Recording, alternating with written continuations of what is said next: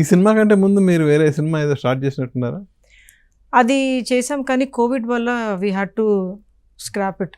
ఎందుకంటే 2 years break రావడం వల్ల మేము యుఎస్లోనే స్టార్ట్ చేసాము. But we had- టైటిల్ ఏంటి? టైటిల్ కూడా విన్నా నేను అది. యా డాటీ అని అది మోహన్ గారిది కొలాబరేషన్లో. But we had to scrap it and then again start with this one. So ఇక నో మోర్ ఆ ప్రాజెక్ట్. నో ఇదే మా main big debut and everything.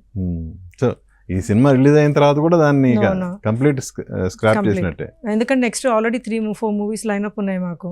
Okay. We are working on very big star cast and already నేను select కూడా అయ్యాను ఒక 2 ప్రాజెక్ట్స్లో. So అదంతా planning వేరేగా, అంటే యాజ్ వి ప్రోగ్రెస్ మనకి క్లారిటీ వస్తుంది కదా what we need to focus అని చెప్పి.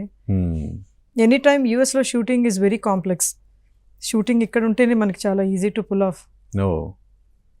అక్కడే కష్టమా? అక్కడ చాలా కష్టం. అంటే ఏంటి పర్మిషన్స్ లేదంటే? పర్మిషన్స్ అనే కాదు, అక్కడ అందరూ వీక్ డేస్లో ఎవరు పనిచేయరు, ఓన్లీ వీకెండ్స్లో పనిచేస్తారు.